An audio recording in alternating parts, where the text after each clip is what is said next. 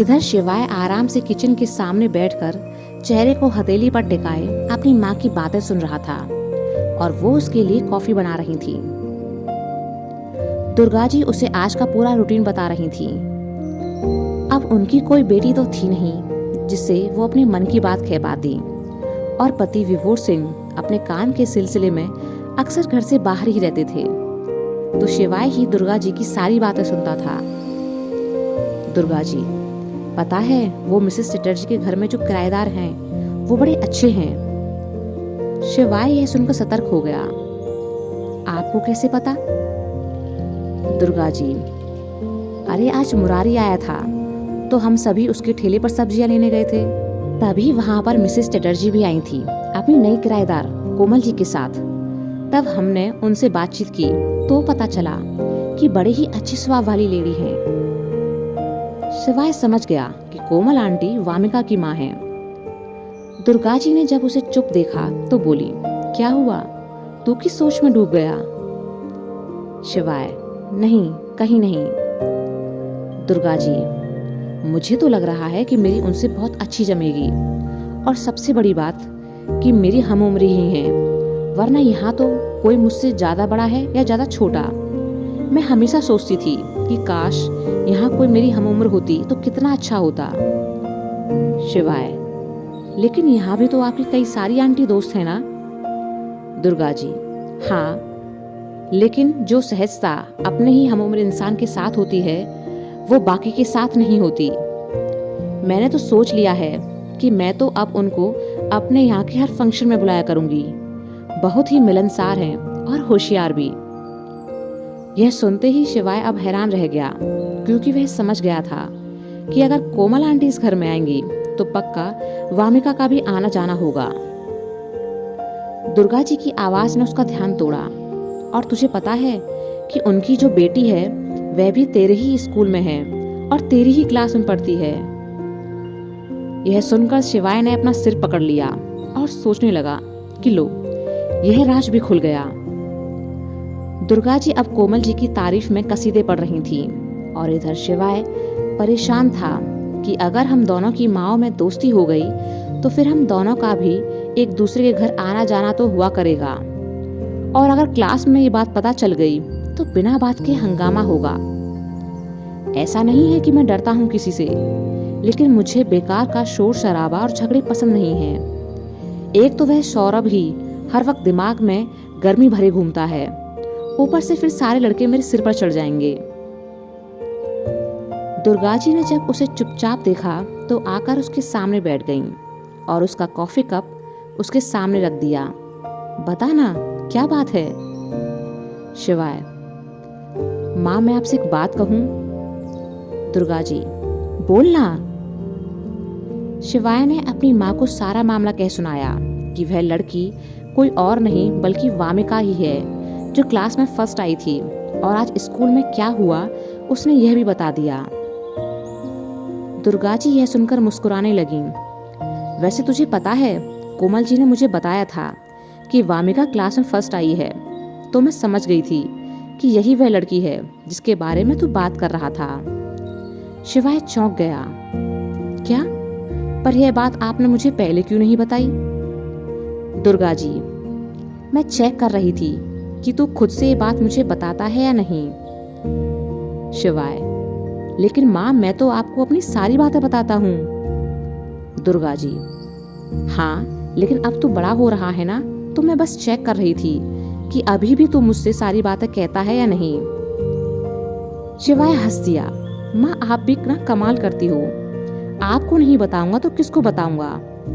पापा को तो बिजनेस से ही फुर्सत नहीं मिलती है, और फिर मेरा कोई और भाई बहन तो है नहीं।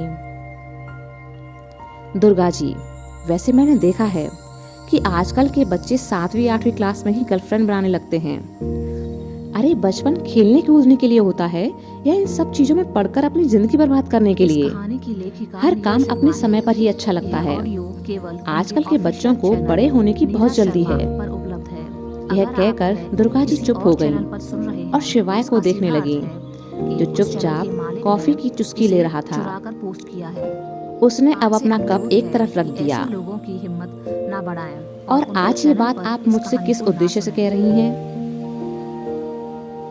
दुर्गा जी ये सुनकर हंस दी। नहीं, मैं तो बस ऐसे ही। शिवाय, माँ आपको अच्छे से पता है कि अभी मैं सिर्फ और सिर्फ अपनी पढ़ाई पर फोकस करना चाहता हूँ और मुझे प्यार मोहब्बत में पड़ने की कोई जल्दी नहीं है। दुर्गा जी हंस पड़ी। नहीं, मैं तो बस पूछ रही थी। शिवाय ने अब अपनी माँ को नाराजगी से घूरना शुरू कर दिया तो उन्हें बोलना ही पड़ा। आजकल के माहौल को देखती हूँ तो दिल में डर सा बैठ जाता है, क्योंकि मेरा बेटा है ही इतना होशियार और दिखने में तो एकदम हीरो जैसा लगता है। अभी से एकदम अपने पापा पर जो गया है। दिल में बस कभी कभी ख्याल आता है कि अगर किसी दिन कोई लड़की तुझे पसंद आ गई और वो तुझे लेकर भाग गई तो मेरा क्या होगा? मेरे बुढ़ापे का सहारा कौन बनेगा? शिवाय हैरान सा उन्हें देखने लगा। माँ, मैं अभी सिर्फ 11वीं में हूँ और मुझे अपना करियर बनाना है। अभी से इन सब चीजों में नहीं पड़ना है मुझे। दुर्गा जी, फिर भी अगर कोई तुझे पसंद आ जाए तो मुझे बताना जरूर। आखिर मेरी परमिशन के बाद ही तो वो इस घर में बहू बनेगी और उसे सबसे ज्यादा रहना भी मेरे ही साथ है, क्योंकि शादी के बाद तू भी अपने पापा की तरह काम पर निकल जाया करेगा। शिवाय, मैं पापा की तरह नहीं बनूंगा। वो तो घर में आते ही कब है। दुर्गा जी, ऐसे नहीं कहते बेटा। वो इतनी मेहनत किसके लिए कर रहे हैं? हमारे लिए ही ना। शिवाय, वह सब तो ठीक है, लेकिन फैमिली के साथ भी तो टाइम बिताना चाहिए। दुर्गा जी, बेटा काम भी जरूरी है और वह हर रोज फोन कर बात करते हैं ना, और वीकेंड पर आ भी जाते हैं। फिर वो तुझसे कितना ज्यादा प्यार भी तो करते हैं। शिवाय यह सुनकर मुस्कुरा दिया। हाँ, लेकिन मैं उन्हें बहुत मिस करता हूँ। दुर्गा जी, मैं भी। दोनों एक दूसरे को देखकर मुस्कुरा दिए। शिवाय, अच्छा माँ, मैं पढ़ने जा रहा हूँ कमरे में। वह उठता कि वहां टाइगर आ गया और शिवाय के आसपास घूमने लगा। दुर्गा जी, हर वक्त किताबों में घुसे रहने से तू बोर नहीं होता क्या? देख रही हूँ कि जब से रिजल्ट आया है तेरा, तूने तो बाहर निकलना या घूमना बिल्कुल बंद सा कर दिया है और टाइगर को भी नहीं घुमाता। बेटा, जिंदगी में हर चीज जरूरी है। थोड़ा घुमा भी करो, फ्रेश रहेगा मूड। शिवाय, हाँ जा रहा हूँ माँ।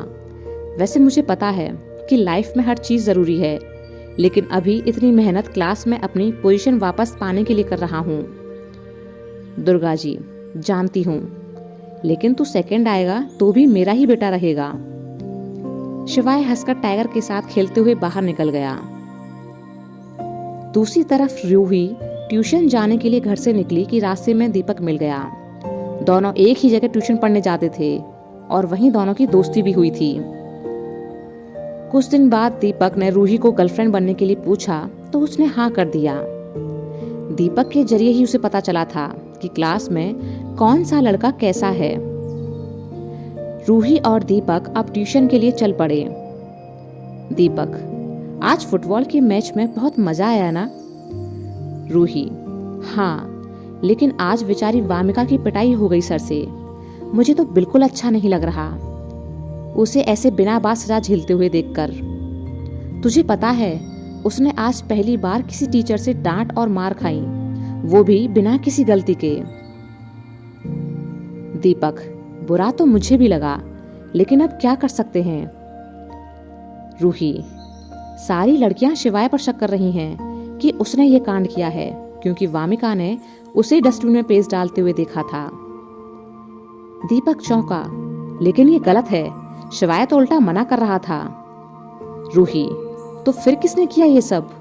मैं तो कह रही थी सारी लड़कियों को कि शिवाय ऐसा कर नहीं सकता। दीपक ने अब उसे सारी बातें बताई कि कैसे सौरभ ने स्वरा के चक्कर में वामिका की नोटबुक से पेज फाड़ दिए और शिवाय उसको मना कर रहा था, लेकिन बाकी लड़कों ने जब सौरभ का साथ दिया तो वह चुप लगा गया। रूही, वामिका शिवाय को गलत समझ रही है। मैं कल स्कूल में उसे बता दूंगी कि यह सब सौरभ का किया धरा था, ना कि शिवाय का। दीपक, और जब वह तुझसे पूछेगी कि तुझे ये सब कैसे पता, तो क्या कहेगी? रूही, मैं कह दूंगी कि बस मुझे पता है। आपसे अनुरोध है कि दीपक, ऐसे लोगों की थोड़ा हिम्मत ध्यान से। ना बढ़ाएं और कहीं उनके लोगों की चैनल पर भलाई इस करने के कहानी को चक्कर ना में सुनें। क्लास में सबको यह बात ना पता चल जाए कि हम दोनों रिलेशनशिप में हैं, वरना सब हमारे पीछे ही पड़ जाएंगे। रूही, मैं ध्यान रखूंगी। वामिका अपनी बालकनी में आकर खड़ी हो गई और दुर्गा जी के घर की तरफ देखने लगी कि देखे तो सही कि आखिर किस लड़के का घर है ये। क्या पता वह लड़का घर के बाहर निकल कर आ जाए या बालकनी में ही दिख जाए। वह उत्सुकता से उस लड़के के घर से निकलने का इंतजार करने लगी।